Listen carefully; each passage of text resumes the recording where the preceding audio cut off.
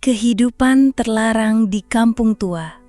Bagian 6 dengan cerita baru yang lebih mengguncangkan batin tentang seorang murid desa yang terjebak dalam hubungan terlarang dengan istri gurunya sendiri. Latar masa 1960-an ketika sekolah dasar baru mulai berdiri di kampung dan hubungan guru murid masih diwarnai garis batas yang kabur antara hormat, kagum, dan nafsu yang menyelinap. Istri guru dan murid lelaki yang terlalu cepat dewasa.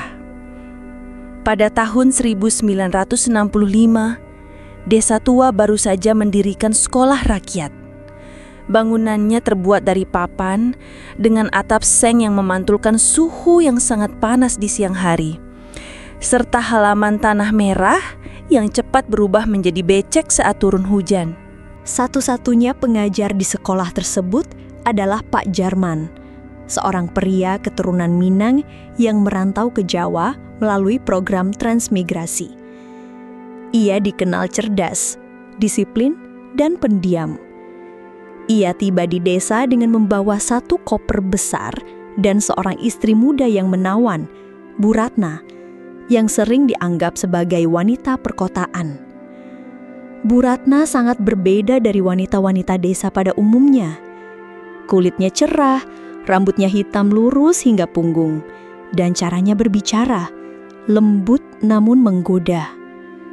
Ia sering terlibat dalam membantu mengajar menulis di kelas kecil.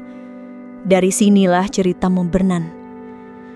Di antara murid-murid yang paling menonjol, terdapat seorang remaja bernama Wardi. Ia berusia 15 tahun, lebih tua dibandingkan siswa lainnya karena baru bisa bersekolah setelah membantu ayahnya bekerja di kebun kopi selama bertahun-tahun.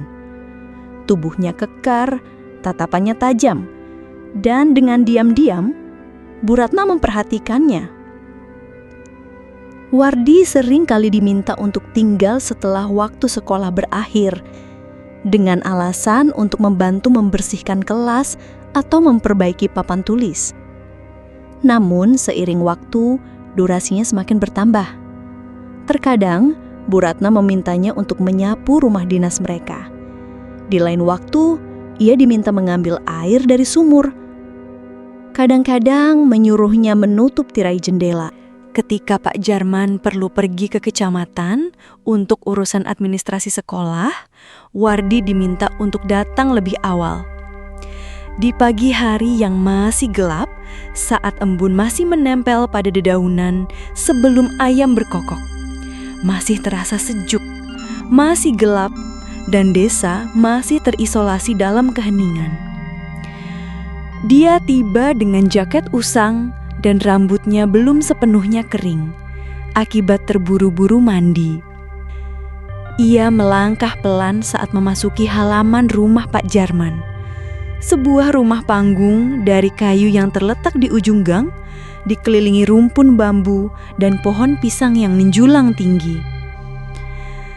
Namun, pagi itu tampak berbeda. Pintu belakang terbuka lebar, dan harum kopi panas dicampur dengan aroma kayu basah menyambut kedatangannya. Di dapur yang remang-remang, Bu Ratna berdiri sendirian. Ia mengenakan kebaya tipis berwarna biru langit, menjadikan tubuhnya terlihat samar namun jelas. Rambutnya diikat rapi, memperlihatkan lehernya yang halus. Ia berbalik pelan saat mendengar langkah Wardi. "Kau sudah datang," katanya singkat. Suara Bu Ratna lembut tetapi jelas, seolah datang dari masa lalu. Ia kemudian menuangkan kopi ke dalam 2 cangkir putih yang sudah usang dan meletakkannya di atas meja kayu panjang di dapur. Ia duduk, menyilangkan kaki dengan perlahan. Wardi berdiri kaku di ambang pintu, seolah langkahnya terhenti oleh perubahan udara di sekitarnya. Hanya ada suara detakan jam tua di dinding yang terdengar.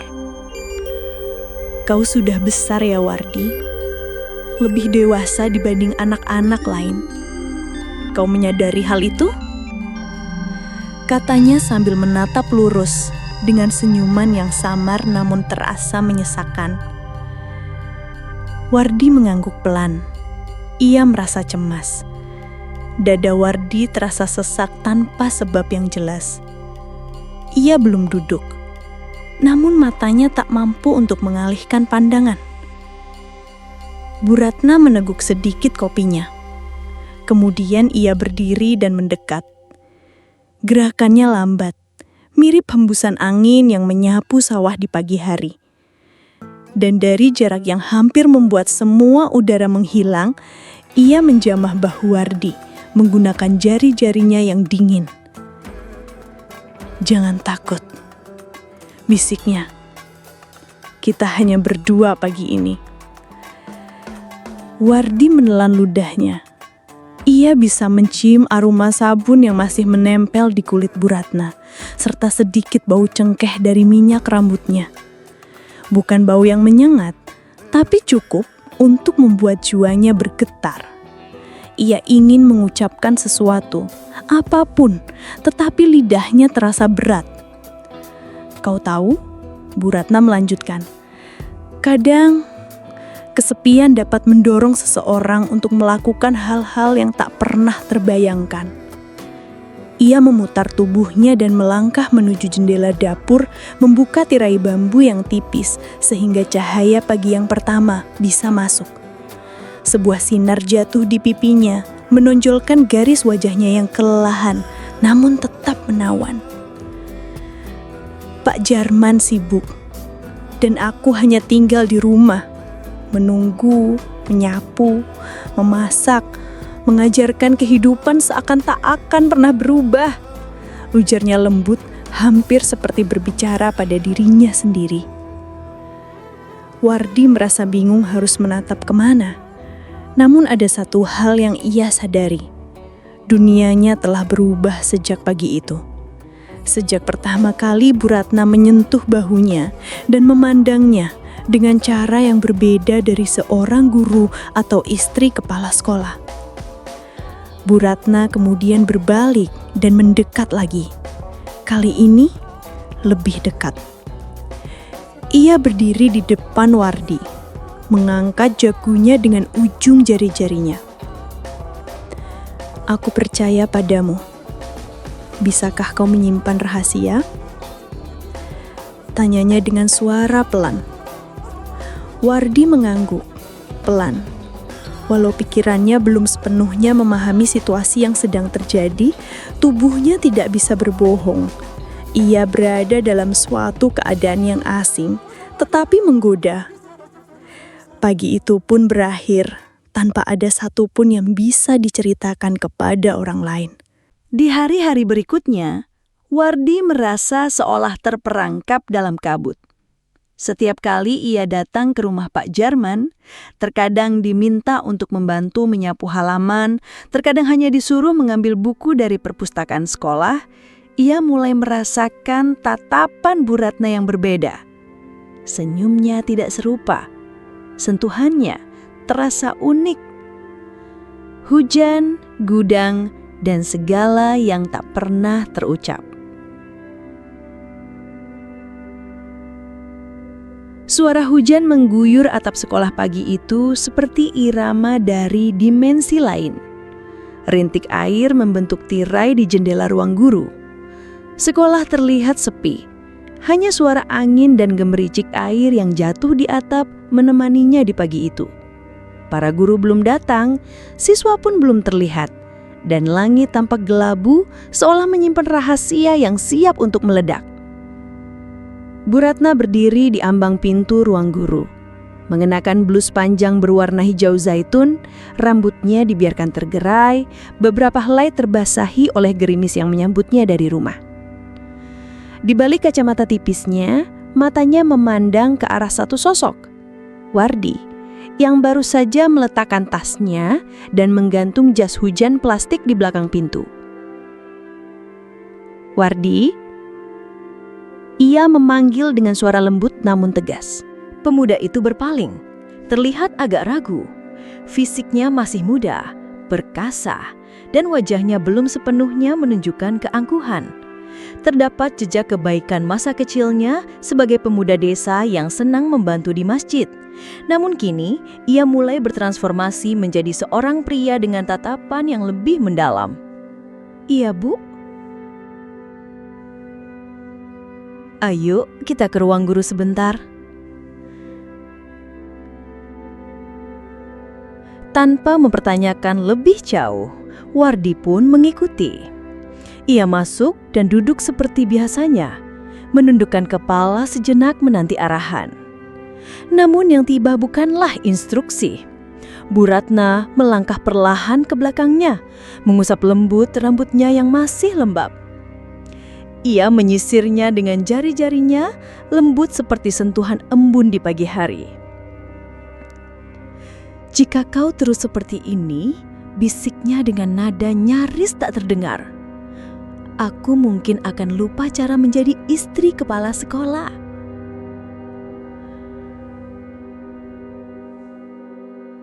Suara canda itu ada, namun suasana tegang terasa mencengkeram. Wardi hanya menunduk, kebingungan. Namun, tubuhnya memberi reaksi. Getaran itu menjalar dari leher hingga ujung kaki. Ia sadar bahwa ini bukan sekadar perhatian biasa. Ini bukan pula kelembutan guru yang lebih tua. Ini adalah sesuatu yang lebih liar, lebih dalam, lebih menggairahkan. Pagi sebelumnya, Bu Ratna juga pernah menyentuh lengannya saat ia mengangkat berkas yang terjatuh. Ia juga pernah bersandar lebih lama dari yang seharusnya di samping Wardi. Namun, tidak ada yang sejelas hari ini. Tidak pernah sedekat ini. Hujan dan kesunyian menjadi saksi bisu saat batas antara niat dan tindakan mulai samar. Hari berganti, namun ada sesuatu dalam diri Bu Ratna yang sepertinya meledak dari dalam. Ia menyadari bahwa ini salah. Ia tahu batasan yang harus dijaga. Ia adalah istri kepala sekolah, istri seorang pria terhormat yang dihormati di desa. Namun tubuhnya sudah tidak peduli pada norma-norma itu. Dan pagi itu, semuanya hancur. Sekolah masih sunyi. Sinar matahari belum sepenuhnya menyinari ruang praktik. Gudang tua di belakang ruang praktik merupakan tempat yang tidak pernah disentuh oleh siapapun kecuali petugas kebersihan. Namun Bu Ratna tahu bahwa pintu itu dapat dibuka dari dalam. Ia menunggu Wardi di dekat tangga belakang, mengenakan kebaya sederhana berwarna krem dan kain batik yang dililitkan ketat di pinggang. "Wardi, datang sini sebentar. Mohon bantu angkat kardus ke tempat penyimpanan," ujarnya dengan cepat. Wardi patuh seperti biasanya. Namun langkah Bu Ratna tidak menuju ruang buku, melainkan ke gudang tua yang lembab dan gelap. Begitu berada di dalam, ia menutup pintu dan memutar kunci dari sisi dalam. Wardi terdiam, baru menyadari situasi yang ada. Jantungnya berdebar tak karuan. Bu Ratna berdiri beberapa langkah darinya. Napasnya terengah-engah, matanya berkilau aneh antara hasrat dan kebimbangan. Aku sudah terlalu lama menahan rasa ini," bisiknya. Kemudian, ia melangkah cepat, meraih leher Wardi dan menariknya ke meja kayu tua yang ada di sudut ruangan. Bibir mereka bertabrakan tanpa peringatan, hangat, mendesak dan penuh gairah. Nafas mereka saling bertukar. Jemari Bu Ratna membuka kancing kemeja Wardi dengan gemetar. Tubuhnya menempel erat, seolah ingin menyatu. Wardi yang selama ini menyimpan perasaannya dalam keheningan, tak lagi bisa untuk menolak. Seluruh naluri maskulinnya menyala dalam sekejap. Ia mengangkat tubuh Bu Ratna ke meja, mengecup lehernya, sementara tangannya menyusuri kulit lembut yang tersembunyi di balik kain. Erangan pertama terdengar, seperti suara angin yang berbisik di antara dedaunan. "Wardi," napasnya berat. "Jangan berhenti." Dan Wardi dengan fisiknya yang masih muda dan penuh energi, mengikuti desakan itu tanpa ragu. Di tengah peluh, napas dan gerakan yang mengguncang meja kuno, semua perasaan yang terpendam meledak. Tak terkontrol, tak tertahan. Hingga Wardi mengerang keras, menggigit bibirnya menahan gelombang yang menggelegak dari dalam dirinya. Cairan hangatnya keluar, menyentuh kulit Bu Ratna yang kini terengah-engah.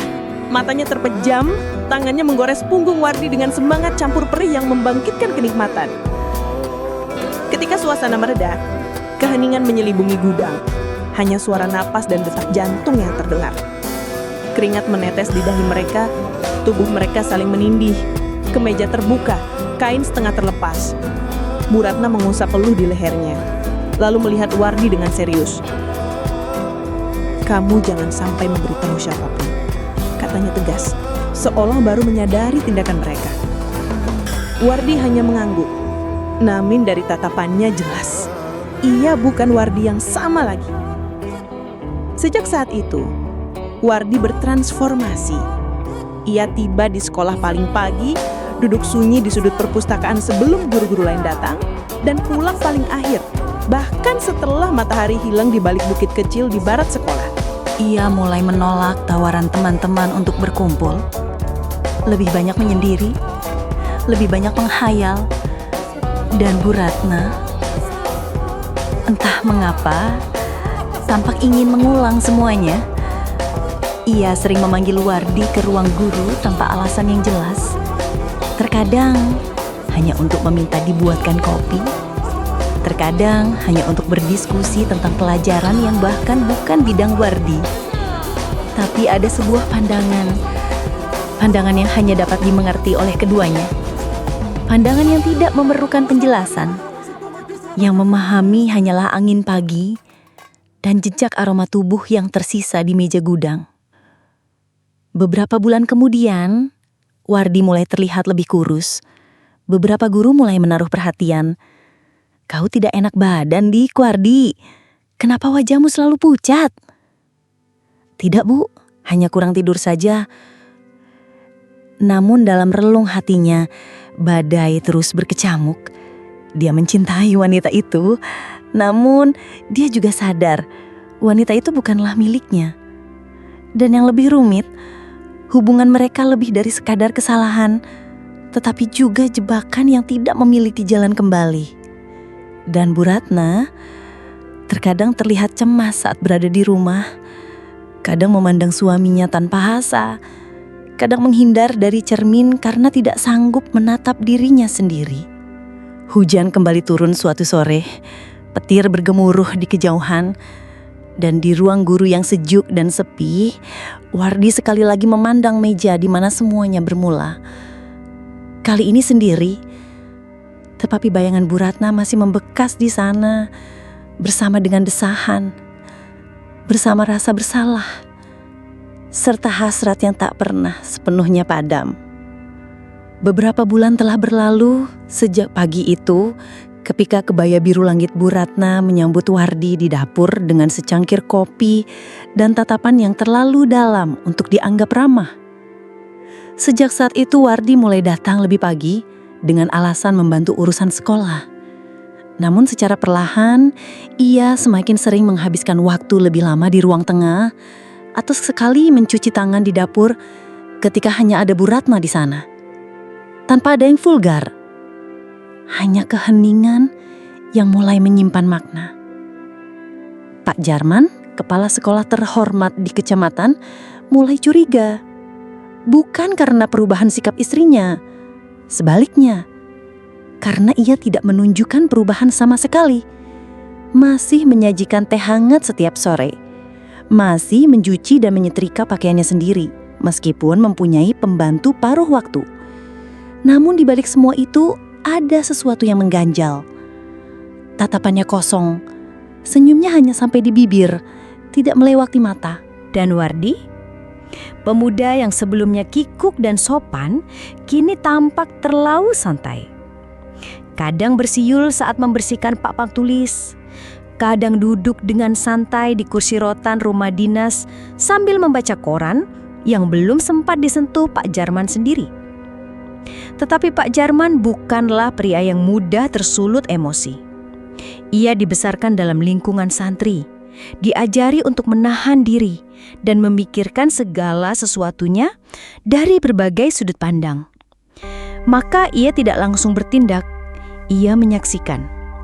Secara diam-diam memperhatikan setiap gerakan istrinya dan Wardi, mencatat setiap perubahan kecil. Aroma parfum baru, suara tertekan dari dapur saat menjelang pagi, atau senyuman Wardi yang tiba-tiba muncul tanpa alasan saat ia baru tiba di sekolah. Hingga suatu malam Pak Jarman dengan sengaja menyusun rencana. Ia menginformasikan bahwa ia akan pergi ke kota karena ada pertemuan di dinas pendidikan yang mungkin berlangsung sampai pagi. Ia mengemas barang-barangnya dengan teratur, membawa tas kecil berisi baju ganti, bahkan ia sempat mencium kening Bu Ratna sebelum ia pergi. Namun 2 jam setelah kendaraannya tak terlihat lagi dari desa, ia kembali dengan cara yang sangat hati-hati. Ia menitipkan motor di rumah ketua RW, kemudian menyusuri jalan yang gelap menuju rumah dinas langkah demi langkah. Malam itu hujan baru saja berhenti. Harum tanah lembab masih terasa di udara. Langit gelap tidak berbintang. Kadang diselingi kilatan petir di kejauhan. Pak Jarman berdiri tanpa bergerak di balik pohon jambu air. Tubuhnya basah oleh embun malam dan sisa gerimis. Nafasnya terasa sesak. Dadanya berdebar kencang. Tangan yang bergetar, bukan karena kedinginan, tetapi karena apa yang baru saja dilihatnya. Sepotong kenyataan pahit yang menusuk lebih mendalam dari pisau dapur. Dari celah tirai yang hanya terbuka sedikit, ia menyaksikan ruang tamu rumahnya kosong. Hanya cahaya lampu dapur yang terjaga samar. Suasana sepi, namun di tengah keheningan itu, titik-titik-titik, titik-titik-titik, muncul suara lembut, tawa kecil, suara Bu Ratna. Kemudian terdengar suara pria. Wardi, Pak Jarman mengerutkan alisnya. Ia memutar tubuhnya perlahan ke sisi rumah, bergerak pelan di antara semak-semak dan bayangan dinding, hingga akhirnya berada dekat jendela dapur yang hanya tertutup setengah tirai. Dan disinilah ia melihatnya. Bu Ratna berdiri di dekat meja kayu, memakai daster hijau tua yang tipis dan pas di tubuhnya. Rambutnya tergerai, tidak terikat seperti biasanya. Mata Pak Jarman membeku saat melihat tangan Wardi menyentuh tangan istrinya. Bukan hanya sekadar sentuhan, tetapi menggenggamnya dengan lembut, seolah waktu harus berhenti di momen itu. Mata mereka bertatap muka. Lalu Bu Ratna tertawa kecil lagi. Tawa yang dulu hanya ia berikan untuk suaminya. "Bu," bisik Wardi hampir tak terdengar. "Saya sudah tidak sanggup lagi. Setiap malam saya membayangkan wajah ibu, senyuman ibu, cara ibu memandang saya waktu di dapur pagi tadi." Bu Ratna hanya diam. Namun tatapannya sudah menggambarkan segalanya. Ada api yang telah lama berkobar dari dalam dirinya. Matanya terlihat basah, napasnya mulai kerasa berat. Mas Jarman pergi ke kecamatan kan? Dia tidak akan kembali sampai besok pagi. Saat itu pula, Pak Jarman merasakan seolah dunia miliknya runtuh perlahan. Ia berdiri kaku, hanya berjarak beberapa langkah dari jendela tersebut, tetapi seperti terpisah oleh jurang yang tidak bisa dilalui. Kakinya terasa berat, tubuhnya dingin, dan jantungnya berdegup sangat kencang seolah ingin meledak. Di balik tirai itu, ia melihat istrinya, wanita yang selama ini tidur di pelukannya, yang menyiapkan sarapan setiap pagi, yang selalu menciumnya sebelum pergi ke sekolah, berubah menjadi sosok yang tidak dikenali. Wardi mendekat. Kedua tangannya kini merangkul pinggang Bu Ratna. "Saya sudah tidak tahan lagi. Tolong jangan larang saya malam ini." Kemudian, apa yang terjadi memupuskan sisa harapan Pak Jarman. Dengan perlahan, Bu Ratna melepaskan dasternya. Helai kain hijau kura itu jatuh ke lantai tanpa suara. Ia berdiri tanpa sehelai kain pun. Tubuh yang semula hanya boleh disentuh oleh Pak Jarman kini berada dalam pelukan pria muda yang tak berarti apa-apa. Meja dapur menjadi saksi bisu. Meja itu, tempat mereka pernah bersantap bersama, kini menjadi lokasi pengkhianatan. Bu Ratna duduk di atasnya, menggenggam leher Wardi dengan kuat.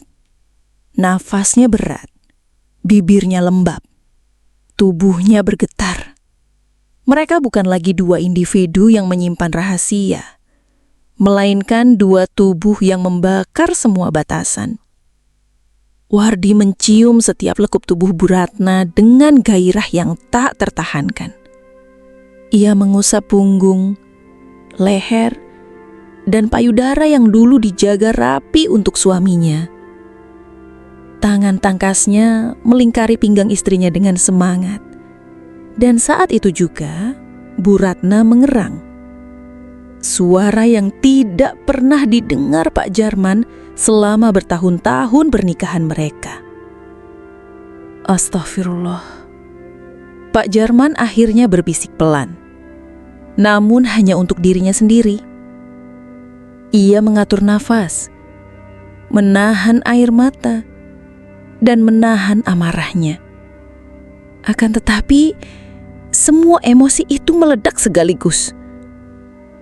Air matanya berlinang, bukan karena kemarahan, melainkan karena luka yang dalamnya sulit untuk diungkapkan dengan kata-kata. Dia memutar tubuhnya, melangkah perlahan menjauh. Namun setiap langkah seakan menusuk jantungnya. Suara rintihan dari dapur masih saja terdengar. Bunyi ranjang kayu yang bergetar, suara ciuman yang lembab, desah nafsu, dan jeritan kecil. Semuanya menerjang pikirannya seperti duri-duri tak terlihat. Pak Jarman tidak terlelap malam itu. Ia duduk di sahung dekat kebun, ditemani sebatang rokok kretek dan lampu petromax yang hampir padam. Sorot matanya menatap hampa ke arah sawah yang gelap. Pikirannya berantakan. Di antara kemarahan, kehampaan, dan kekosongan. Pagi mulai menyapa. Embun menetes dari atap sahung. Dari jauh terdengar suara ayam berkokok. Cahaya mentari mulai menjelang dari ufuk timur. Pak Jarman tetap diam. Ia menyadari bahwa hidupnya tidak akan pernah kembali seperti semula. Sejak malam itu, sejak ia mengamati langsung bagaimana istrinya menyerahkan tubuhnya kepada pria lain, ia merasa tersesat.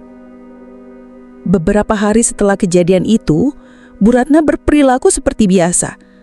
Ia menyeduhkan kopi, menyiapkan sarapan, bahkan menyambut Pak Jarman dengan sebuah senyuman. Namun ada kegelisahan yang tampak di matanya. Seakan ia tahu sesuatu.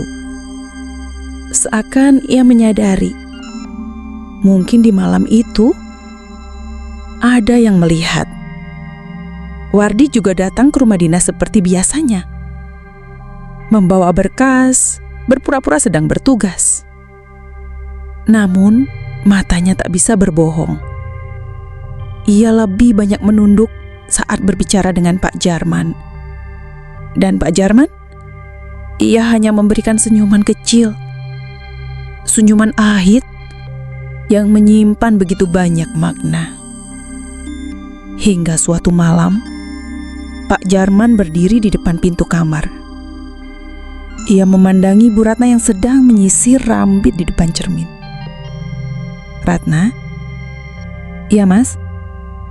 Jika aku mati, apakah kau akan bersedih? Bu Ratna menoleh, terlihat bingung. Apa yang kau maksud, Mas? Pak Jarman tidak memberikan jawaban. Ia hanya menatap dalam-dalam ke arah istrinya. Mata yang dulu ia cintai, mata yang kini disesaki oleh dosa. Di dalam hatinya, rasa sakit itu masih ada. Namun dia menyadari, terkadang orang yang paling kita sayangi bisa menjadi sumber rasa sakit yang terdalam. Pada malam itu, ia memilih untuk tidak berbicara. Bukan karena dia tak berdaya, melainkan karena luka yang seberat itu terkadang hanya bisa diperbaiki oleh waktu, atau mungkin tidak akan pulih selamanya.